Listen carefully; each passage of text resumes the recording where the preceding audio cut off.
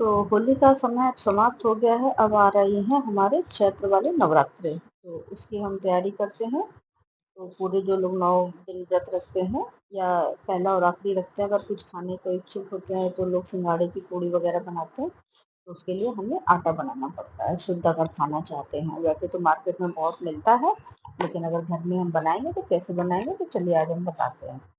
तो सिंघाड़ा देखिए कितना बढ़िया हमने ले लिया है, बड़ा-बड़ा, मोटा-मोटा सिंघाड़ा है और उसको अच्छी तरीके से हम धुल लेंगे।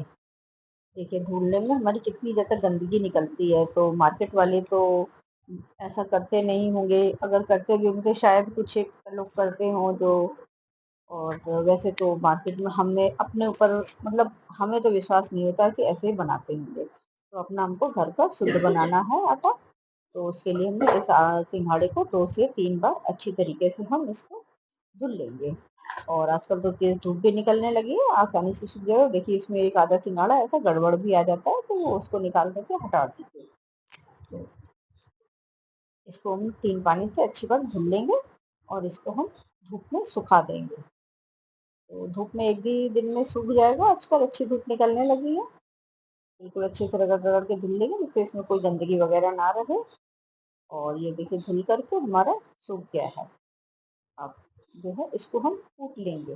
जितना बड़ा-बड़ा सिंघाड़ा होता है, अगर हम डायरेक्टली पीसेंगे ना तो हमारी मिक्सी खराब होने का डर रहता है, तो इसको हल्का-हल्का सा कूट लेंगे। ये बिल्कुल आराम से हल्का-हल्का सा ही आप मारेंगे तो ये टूट जाता है। हमारे पास बड़ा वाला तो कुटना नहीं है, तो हम ज़रा बाहर रहते हैं, तो वो हमारे घर पर है, जहाँ हमारा स्थायी घर है वहाँ पे है।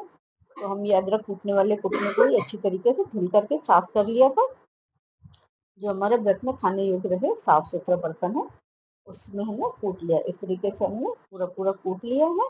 और बहुत छोटे हैं ना, 2-2 3-3 टुकड़े कर लिए, इतने में आराम से मिक्सी में हमारा पिस जाता है। अब हम इसको मिक्सी में पीस लेंगे।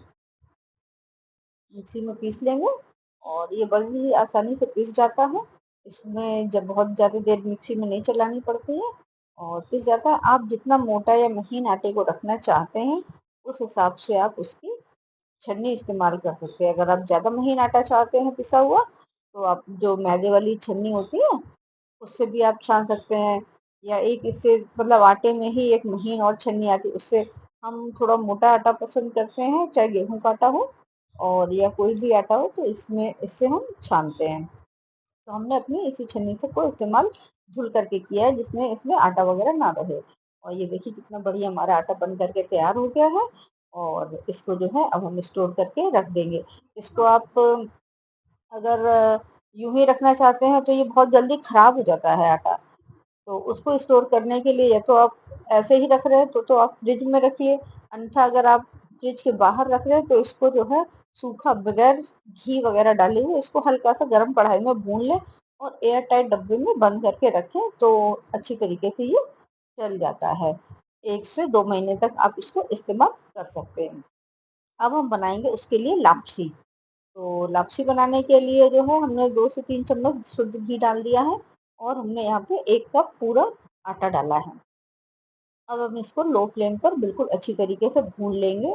बिल्कुल अच्छी तरीके से कलर चेंज हो जाएगा इसका, तब तक हमको भूनना है। जैसे हम लोग रवा भूनते हैं बिल्कुल गोल्डन कलर का, वैसे ही हम इसको भून लेंगे। अब जो है इसको जब हम डालते हैं ना तो हल्के सा घी जहाँ सूख जाता है वहाँ पे गाँठें पड़ जाती है, तो उसको हल्का-हल्का जब आप भूनते रहेंगे तो वो गाँठें बिल्कुल खत्म हो जाती हैं और घी भी उसमें पूरा मिक्स हो जाता है आटे में।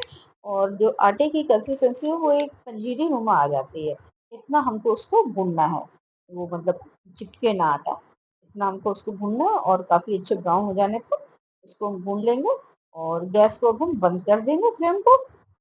देखिए, अब हमने इसमें आधा कप चीनी डाल दी है। तो ये हमारी जो है गैस बंद है तब मैंने डाली है, या इसको आप ठंडा हो जाने दें तब आप डालें इसमें, बिल्कुल भी। और जब हमारा 5 से 7 मिनट ठंडा हो गया था तब हमने इसमें डाला है। अब हम इसमें डालेंगे 1 कप पानी और आधा कप हमने आधे से थोड़ा-सा और ज़्यादा हमने इसमें पानी डाल दिया है नाप करके। आप इसकी जगह कोई भी कटोरी भी नाप सकते हैं, या आप जो भी कटोरी लें बस उसी नाप से आप डालें तो आपकी मिठास बिल्कुल सही रहेगी और पानी का जो अंदाज़ है वो बिल्कुल फिट बैठेगा। तो हमको ना ज़्यादा कम पकाना पड़ेगा, ना ज़्यादा बहुत ज़्यादा हमको पकाना पड़ेगा, हमारे बिल्कुल फिट उतर देगा। तो इस प्रकार से अब हम इसको हल्का से चलाते हुए, अब हम इसको गैस जो है जला ली है हमने पानी डालने के बाद में, और इसको बिल्कुल लो फ्लेम पर हम पकाएंगे। तो जैसे कि हमारा कराची हलवा बनता है, या हम हलवा और भी बनाते हैं कोई, तो अरारोट का कोई हमें डेजर्ट बनाना होता है कॉर्न स्टार्च का, तो उस प्रकार से हम उसको अच्छी तरीके से विस्क से चला लेंगे। और जब हमारा ये अच्छी तरीके से पक आएगा, देखिए ये हमारा बिल्कुल अच्छी तरीके से पक आया है।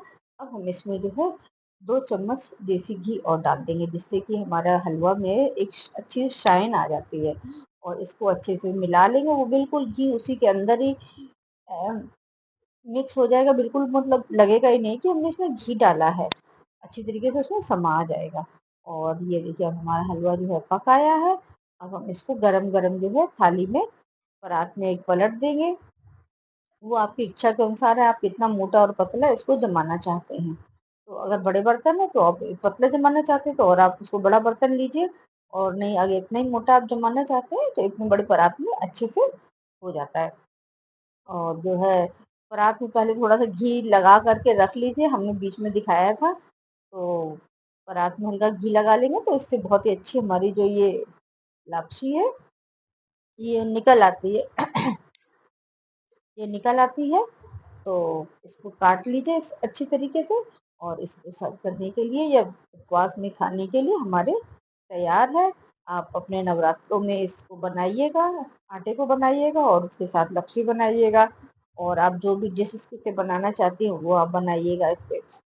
जो हमारे इसके आटे का टेक्सचर आता है ये बहुत ही अच्छा आता है, हल्का एक रवे वाले टेक्सचर आ जाता है इसमें, जो हल्का सा अगर आप मोटा आटा रखते हैं तो बहुत ही अच्छा लगता है खाने में। ये देखिए कितना बढ़िया हमारा ये बन करके तैयार हुआ है, सिंघाड़े का आटे का हलवा। तो नवरात्रों के व्रत में आप बनाइएगा, खाइएगा और अपने परिवारजनों को खिलाइएगा। प्रसाद में भी बाँटने के लिए हो जाता है। किसी भी आप उपवास में खा सकते हैं, यही नहीं कि नवरात्रों के व्रत में भी खाएँ, शिवरात्रि के व्रत में तो उसका बहुत ही बनाया जाता है और खाया जाता है।